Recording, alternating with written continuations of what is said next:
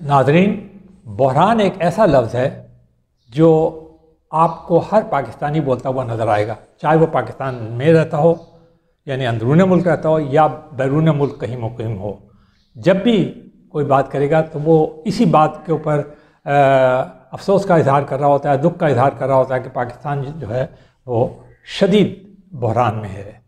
तो अगर वाकई में पाकिस्तान किसी शदीद बहरान में है तो वो बहरान सबसे पहले तो ये तय कर लिया जाए कि वो बहरान है क्या। वो सियासी बहरान है, वो आइनी बहरान है, वो अदालती बहरान है या माशी बहरान है। तो इस बात पर हर शख्स, खा वो बड़े से बड़ा सियासी लीडर हो या हुक्मरान हो या बिल्कुल आम आदमी हो, और आम आदमी से ज़्यादा तो शायद कोई भी नहीं जानता कि असल जो मुल्क के अंदर अगर किसी किस्म का बहरान है, या आप ये कहिए, हम तो बहरान नहीं कहेंगे बल्कि शदीद मुश्किलात जो पाकिस्तान को दरपेश हैं, जो शदीद तरीन मसाइल पाकिस्तान को दरपेश हैं, वो जो हैं वो माशी मुश्किलात हैं। यानी पाकिस्तान की मईशत जो है वो ज़बरदस्त दबाव में है, वो बहुत कमज़ोर हो गई है, जिसके असरात फैल कर पूरे मुल्क के 23 करोड़ आवाम पर नज़र आते हैं। और यही असरात जो हैं आपको बाहर तारिकीन के ऊपर भी नज़र आते हैं। इसलिए नतीजतन हर पाकिस्तानी यही कहता है कि बहरान में, असल में जिस बहरान का वो सामना कर रहा है वो माशी बहरान है, क्योंकि महंगाई और रोज़गार की कमी, अफरात ज़र और दूसरे अमामिल सब ने मिलकर उसकी ज़िंदगी को बिलाशुबा अजीरन बना दिया है। और ये कोई आज से शुरू नहीं हुआ, ये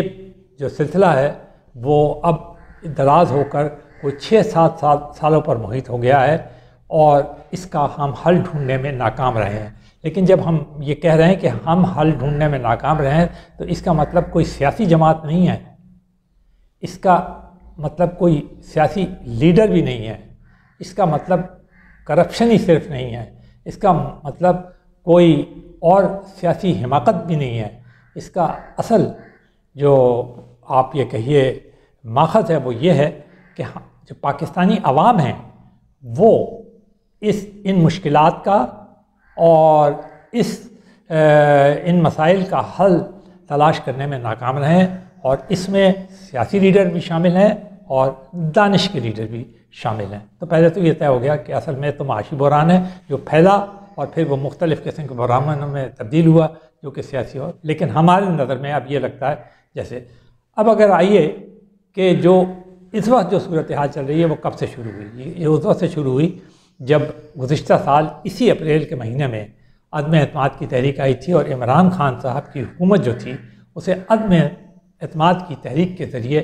बरतरफ कर दिया गया। और उन्होंने कहा था कि मैं सड़कों पे होऊंगा, और सड़कों पे अगर मैं चला गया तो बहुत ख़तरनाक होऊंगा। और यकीनी बात है कि जब वो ख़तरनाक कोई हो जाए और वो ये तय कर ले कि मैं ख़तरनाक होऊंगा, और वो ख़तरनाक किसके लिए हो सकते थे, वो किसी सियासी पार्टी के लिए तो ख़तरनाक नहीं हो सकते थे, वो मुल्क के लिए ही ख़तरनाक हो सकते थे, वो आवाम के लिए ख़तरनाक हो सकते थे। तो उन्होंने वो कोशिश की कि वो ये दिखाएं कि वो वाकई में ख़तरनाक हो गए, और इसके लिए मुख्तलिफ आप चीज़ें देखते रहें, उसके ऊपर हम इस वक्त बहस नहीं करेंगे। और क्या ये वो समझते हैं कि ये उनका हक़ था कि वो इसी तरह सड़कों पर रहें। उन्होंने असम्बलियाँ छोड़ दी, पहले उन्होंने नेशनल असम्बली से इस्तीफ़ा दे दिया, बाहर आ गए, फिर उसके बाद वो उन्होंने पंजाब असम्बली को तहलील कर दिया, यानी एक और बहरान पैदा हो गया जो पाकिस्तान का 65% के करीब आवाम को रिप्रेजेंट करता है। फिर उन्होंने खैबर पख्तूनख्वा को रिप्रेजेंट कर दिया। इस तरह तकरीबन से वो जो आवाम की जो रिप्रेजेंटेशन थी उसमें से जो पाकिस्तान तहरीक इंसाफ की रिप्रेजेंटेशन थी वो ख़त्म हो गई, और सिर्फ ऐवान के अंदर वो लोग रह गए जो कि हुकूमती अरकान से ताल्लुक़ रखते हैं। तो इस तरह जो अपोजिशन थी वो उस तरह की अपोजिशन नहीं थी जैसी कि लोग उम्मीद करते थे। अगर इमरान खान साहब जो थे वो अपोजिशन के लीडर होते, भरपूर अंदाज में जिस तरह के उनका तरीक़ाकार है, वह बिलाशुबा एक सहरंगेज़ शख्सियत के मालिक हैं, बहुत ज़बरदस्त किस्म की तकरीर करते हैं, अपनी बात को बहुत अच्छी तरीके से कम्युनिकेट करते हैं। तो अगर नेशनल असम्बली के अंदर अपोजिशन का वो किरदार इतनी बड़ी अक्सरियत के साथ अदा कर रहे होते हैं तो उस नेशनल असम्बली का यकीनी बात है कि ना सिर्फ उनकी पार्टी को फ़ायदा होता बल्कि तमाम पाकिस्तान के अवाम को फ़ायदा होता है, क्योंकि भरपूर तरीके से वो मुश्किलात जो अवाम को आज सामने कर रही हैं उनका इजहार नेशनल असम्बली के फ़ोरम पे होता, सेनेट के फ़ोरम पे होता और वो सब के सामने आता। और चाहे कोई भी हुकूमत में होता, ये मौजूदा हुकूमत PDM की है और इसके इत्तेहादियों की है, वो होती या कोई और हुकूमत होती, वो उसको मजबूरन इस बात का हल तलाश करना पड़ता या कोई ऐसा रास्ता निकालना पड़ता जिससे कि आवाम की ये शिकायत जो कि कौमी फ़ोरम के ऊपर, पार्लियामान के फ़ोरम के ऊपर बार बार उठ रही हैं, वो और उसमें बहुत वज़न होता। सारी दुनिया, आपको कहीं जाने की ज़रूरत नहीं पड़ती, कोई लॉबिंग फर्म हायर करके ये नहीं बताना पड़ता कि पाकिस्तान मुश्किलात से गुजर रहा है या बहरान से गुजर रहा है, यहाँ इंसानी हकूक़ की खिलाफ वर्जी हो रही है या यहाँ पे कोई और हो। ये बात जब हमारे नेशनल असम्बली के फ़ोरम पे चली जाती है तो ख़ुद ब खुद वो सारी दुनिया के सामने चली जाती है, क्योंकि उसकी एक कानूनी हैसियत होती है। लेकिन जब एक पार्टी ये तय कर ले कि उसने अपोजिशन का रोल तो अदा करना ही नहीं है, उसे सिर्फ इक़्तिदार में ही रहना है, और अगर वो इक़्तिदार से बाहर होगी तो वो सड़कों पे होगी। अब वो ख़ुद कहते हैं कि मैं पाकिस्तान की सबसे बड़ी पार्टी हूँ, तो अगर उनकी इस बात को तस्लीम भी कर लिया जाए बग़ैर इलेक्शन में जाए हुए कि वो बड़ी पार्टी हैं, तो वो तो सड़कों पे है,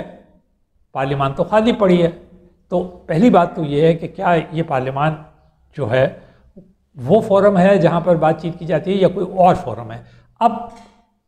एक पार्टी के बाहर जाने से, जो कि अपोजिशन का मेन किरदार अदा कर रही है, वो सड़कों से कर रही है, और पार्लियामान जो है वो अपनी जगह मौजूद है। तो आपने एक तरह से वो इम्कानात जो कि पार्लियामान में मुज़ाकरात के ज़रिए होते हैं, भले से वहाँ कितनी तलखी होती है, वहाँ कितने एक दूसरे के ख़िलाफ़ इल्ज़ाम लगाए जाते हैं, कैसी कैसी बातें कही जाती हैं, लेकिन आखिरकार आपको किसी हल की तरफ आ रहा। तो आज ये जो बातें कही जा रही हैं ना कि जी मुज़ाकरात करें, तो मुज़ाकरात करने की तो आपको ज़रूरत ही नहीं पड़ती। आप अगर नेशनल असम्बली में होते, आप सेनेट में होते, तो वो जो कि मुखालिफत कर रहे हैं और वो जो कि हुकूमत में है, दोनों खुद ब खुद रात दिन मुज़ाकरात कर रहे होते, रात दिन एक ही हॉल, एक ही छत के नीचे बैठकर मुज़ाकरात कर रहे होते हैं। और आवाम के, चूँकि ये मुंतखब नुमाइंदे होते हैं, आवाम ने इन्हें भेजा ही इसलिए था कि भाई अगर तुम हुक्मरान हो तो फिर हमारे पे अपनी पॉलिसियाँ लाओ, अपना मंशूर लाओ और हमारी बेहतरी के लिए काम करो, और अगर अपोजिशन में हो तो इस बात की निशानदेही करो कि हम किन मुश्किलात से गुजर रहे हैं, किन तकालीफ से गुजर रहे हैं, महंगाई का क्या आलम है, किस किस्म की ख़राब मईशत जो है उसने पाकिस्तान को बेबस किया हुआ है, कर्ज़ों का क्या हाल है, दुनिया पाकिस्तान को किस तरह ले रही है, पाकिस्तान में और दूसरे मामलात के अंदर पाकिस्तान कहाँ जा रहा है, किस तरह नीचे लुढ़क रहा है। तो ये बार बार नेशनल असम्बली, आपने देखा होगा कि अमेरिकी कांग्रेस के अंदर एक करारदाद पेश होती है, फ़ौरन सारी दुनिया के अंदर वो मशहूर, भाई जी ये बिल पेश हो गया, ये बात हो गई, ये हो गया, यूँ हो रहा है, यूँ हो रहा है, इसलिए कि वो एक आईनी फोरम है जहाँ पर वो मुंतखब नुमाइंदे बैठते हैं जिनके पास एक बहुत बड़ा वज़न है। ये बात किसी सड़क से नहीं कही जा रही। इसी तरह अगर आप बरतानिया में देखें, इवन भारत में देखें, तो ये जब आप इस फोरम का इस्तेमाल करते हैं, अपने पार्लियामान का फोरम, तो एक वज़न इसमें होता है, इसमें एक पूरा सपोर्ट होता है इनका, और हर मुल्क जो है, सारी दुनिया जो है, आपको किसी किस्म की कोई लॉबिंग करने की ज़रूरत नहीं है, आपको किसी किस्म के हम वतनों को या अपने पार्टी के वर्कर्स को बैरून मुल्क ये हिदायत देने की ज़रूरत नहीं है कि आप रोज़ाना एहतजाज करें, झंडे लेके खड़े रहें और जा के लोगों से मिलें और उन्हें बताएं कि जी पाकिस्तान बड़ी मुसीबत में है, बड़े मसाइल में है, या वहाँ आप उनके अंदर जो है वो ये, उन्हें तो सिर्फ आपको पाकिस्तानियों को तो ये बताने की ज़रूरत है कि देखिए हम आपके नुमाइंदे हैं और हम ये कोशिश कर रहे हैं, और उस कानूनी फोरम पे कोशिश कर रहे हैं जिसे पार्लियामान कहा जाता है, जहाँ पे आप हमें भेजते हैं कि किसी तरह इस मुश्किल से निकले और आप हमारे साथ खड़े रहें, बजाय इसके कि ये कहा जाए कि हम इस इदारे के साथ खड़े हैं, हम उस इदारे के साथ खड़े हैं, हम एक पेज के ऊपर हैं, हम 4 पेज के ऊपर हैं। ये सारी बातें करने के बजाय,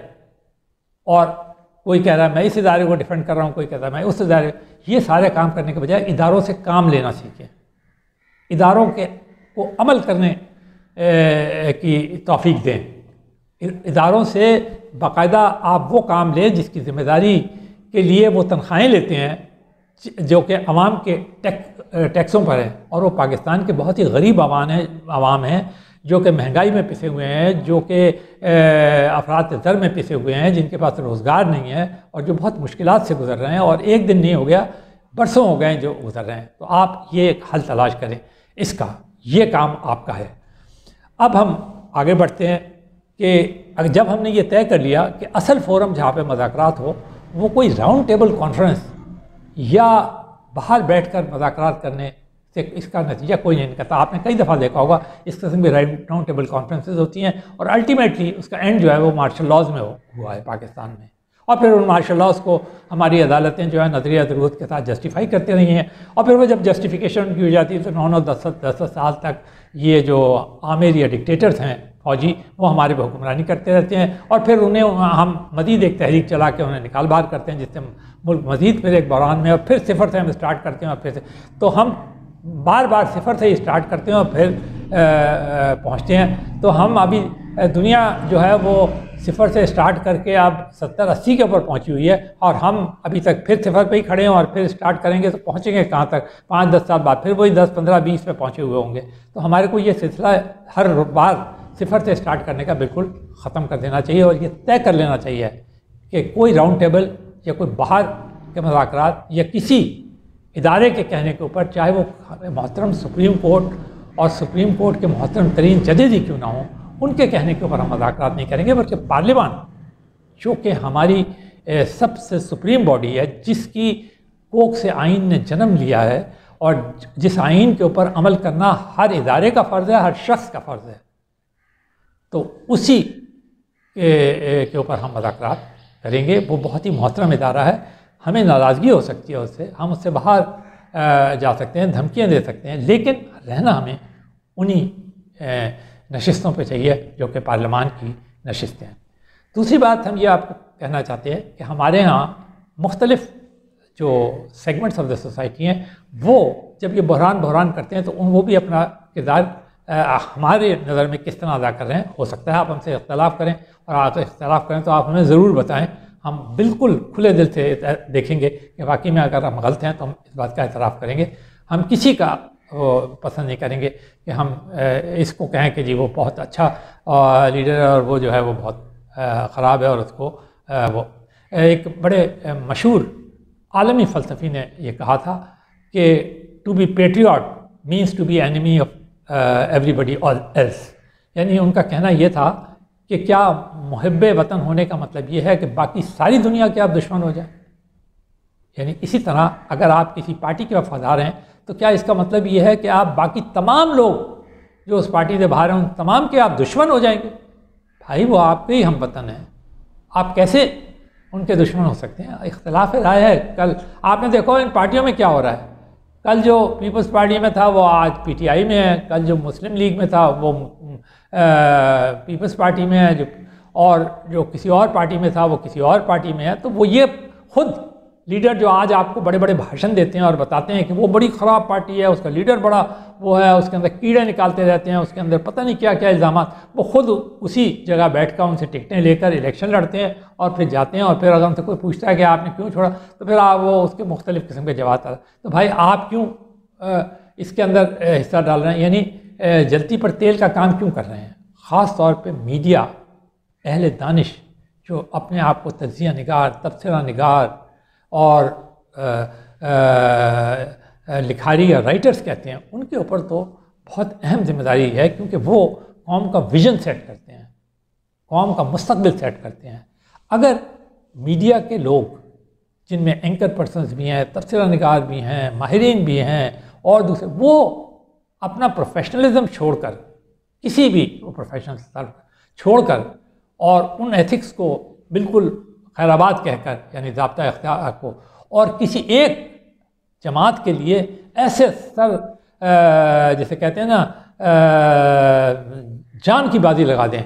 तो ये कोई सेंसिबल बात नहीं है। आपको किसी किस्म की जान की बाजी लगाने की कोई जहाद नहीं हो रहा। क्या आप अपने ही मुल्क के हमवतनों के ख़िलाफ़ कोई जहाद कर रहे हैं? कोई जहाद नहीं हो रहा। ये एक सियासी वो है क्या कहते हैं मुकाबला है, जो कि एक नॉर्मल सी चीज़ है जमहूरियत के अंदर, हर जगह होता है, सब एक दूसरे को बुरा भला कहते हैं, उनके अंदर तभी तो जाकर आप कन्विंस करते हैं आवाम को कि जी हम उस दूसरे से बेहतर हैं। फिर लेकिन उसके ऊपर जो सबसे अहम चीज़ होती है वो ये होती है, लीडरशिप अहम नहीं होती कि वो लीडर जो है बड़ा सहर अंगेज़ है, वो लीडर जो है बहुत ज़बरदस्त तकरीर करता है, वो लीडर जो बड़ा कम्युनिकेटर है, अरे ऐसे ऐसे लीडर दुनिया के अंदर इतनी बड़ी बड़ी कौमों के रहे हैं जिन्हें सही तरीके से तकरीरें करना नहीं आती, जो मुस्तकिल तकरीर सामने रख के पढ़ते हैं, जो अंग्रेज़ी नहीं बोल सकते, यानी वहाँ जाते हैं अक़वाम मुत्तहिदा में तो सही तलफ़्फ़ुज़ से अंग्रेज़ी नहीं बोल सकते, लेकिन उन्हें कोई शर्मिंदगी नहीं होती। वो कौम के नुमाइंदे होते हैं और उन्हें ये पता होता है कि अपनी कौम को कहाँ लेके जाना है और किस तरह उसको तरक्की कराना है, अपने आवाम को कैसे खुशहाल बनाना है, और बस यही काफ़ी है। यही चीज़ आलमी तरक्की में भी कंट्रीब्यूट करता है, क्योंकि मुल्कों की तरक्की जो है अल्टीमेटली आलमी तरक्की के अंदर कंट्रीब्यूट करती है। सब उसे अप्रिशिएट करते हैं। कोई आपको स्कॉलर होने की ज़रूरत नहीं है, कोई आपको लेजेंड होने की ज़रूरत नहीं है, कोई आपको बहुत ही हीरो होने की ज़रूरत नहीं है, कोई आपको ऐसा मसीहा होने की ज़रूरत नहीं है, कोई आपको तारीख़ी लीडर होने की ज़रूरत नहीं है। पूरी यानी रीजन का और आलम ये क्लेम करना कि जी पूरी दुनिया के अंदर हमारे जैसे लीडर नहीं पैदा हुए, ये सारी इन चीज़ों की कोई ज़रूरत नहीं है। असल चीज़ तो जिन की आपको ज़रूरत है वो ये है कि आपके पास ऐसी सियासी जमात हो और ऐसे लीडर हों जो एक बहुत ही अच्छा मंशूर बनाए, जो कि हमारी मुश्किलात का हल तलाश करें और वो आपके सामने पेश करें। और ये डाइवर्स होता है,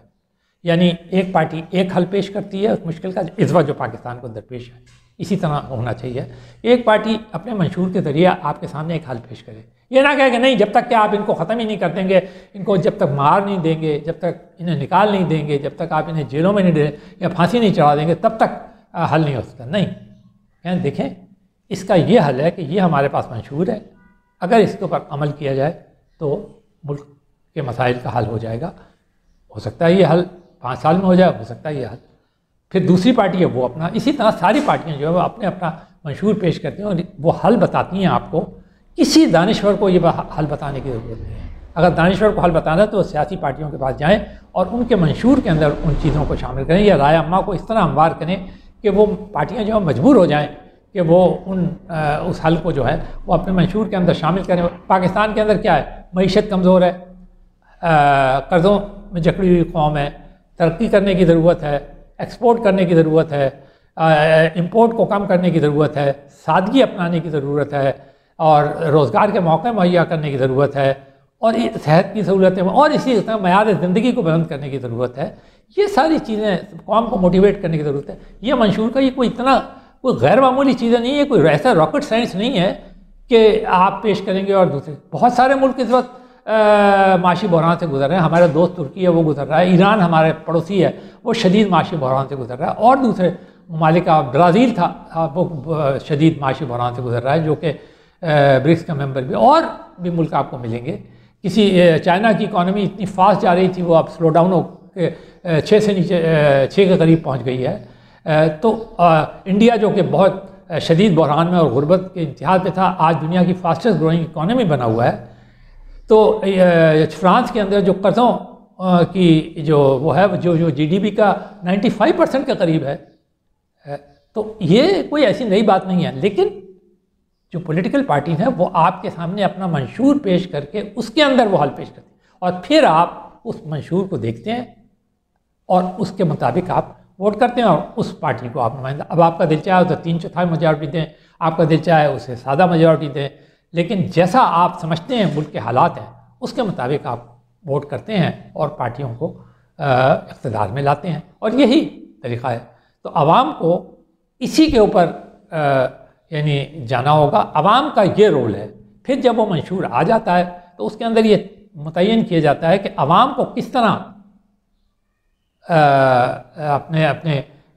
कामों में अपनी अपनी महारत में लगाकर उनकी महारत से फ़ायदा उठाया जाए। अगर वो बैरूनी मुल्क है तो मुझसे कैसे फ़ायदा उठाया जाए, किस तरह उनकी महारत से, उनकी टेक्नोलॉजी से, उनकी एक्सपर्टीज़ से अंदरूनी मुल्क फ़ायदा पहुँचाए। अंदरूनी मुल्क जो लोग हैं, नौजवान जिनकी तादाद 60% है, उनको किस तरह ज़्यादा से ज़्यादा उनकी तवानाई उनको मुस्बत अंदाज के अंदर इस्तेमाल किया जाए। सारे वक्त अगर आप जोश के अंदर रहेंगे, सारे वक्त अगर आप जज्बात में रहेंगे और आपने अपना ये फ़र्ज़ बना लिया कि आप अपने प्रोफेशनलिज्म को छोड़कर, खा वो आप सहाफ़ी हैं, खा आप वो वकील हैं, खा आप वो दानिश्वर हैं, खा आप वो राइटर हैं, आपने ये अपना फ़र्ज़ बना लिया कि आप किसी एक पार्टी के इस तरह के शदाई हो जाएं, इस तरह के बल्कि फ़िदाई हो जाएं कि आप उस पर अपनी जान निसार कर दें और ये कहते फिरें कि जी हमारी तो जान निसार। आपको कोई जान निसार वगैरह करने की ज़रूरत नहीं है, क्योंकि मैं गुजारिश की, कोई जहाद नहीं हो रहा। आपके हमवतन हैं, आपके भाई हैं दूसरी साइड के ऊपर, आप वो किसी दूसरी पार्टी को वोट कर रहे हैं, तो ये कोई जहाद थोड़ी हुआ। ये तो सिर्फ एक सियासी मुकाबला है। एक पार्टी है, उसके अंदर आपके भाई हैं, दूसरी पार्टी में आप खुद हैं, तो आपका आपस में भाइयों के अंदर एक खुशगवार सा मुकाबला है। जब वो पोलिंग का दिन ख़त्म हो जाएगा, फिर आप लोग अपने अपनी ज़िंदगियों के अंदर मशगूल हो जाएंगे, अपनी नॉर्मल ज़िंदगी गुजारेंगे, एक दूसरे के गले मिलेंगे, एक दूसरे के साथ त्यौहार ईद की खुशियाँ मनाएंगे और कोई गमी होगी तो उसके अंदर शरीक होंगे। यही तरीक़ाकार है कौमों का, और सब मिलकर जो काम करेंगे वो ये है कि इस मेयार ज़िंदगी को बुलंद करेंगे, तरक्की में इस वतन को उस मेराज के ऊपर पहुँचाने की कोशिश करेंगे जहाँ पर दूसरी कौमें भी पहुँचे हुए हैं। तो अगर ये सारी चीज़ें हमने फॉलो की तो हमारे लिए हल बिल्कुल सामने है। कौमी जमातें मंशूर दें, मुज़ाकरात करने हो तो पार्लियामान में जाएं, और आवाम जो हैं वो अगर उन्हें ये समझ आ जाए कि हाँ बाकी में ये तरक्की का यही रास्ता है जो मंशूर दिया गया है, उसके ऊपर अमल करें, और फिर इस मंशूर को सिफर से हर बार स्टार्ट करने के बजाय 4-5 साल बाद उसमें एक तसलसल बरकरार रखें। एक पार्टी आए या दूसरी पार्टी आए, लेकिन जो बुनियादी चीज़ें यानी मईशत है, सियासी इस्तेकाम है, और जो मेयार ज़िंदगी है बुलंद करना, और जो बुनियादी तालीम के मामलात हैं, सेहत के, इनके अंदर एक तसलसल रखें और मुसलसल जारी रखें इसे। ये सारा काम अगर आपने कर लिया, हल आपके बिल्कुल आपको लगेगा जैसे आपके सामने का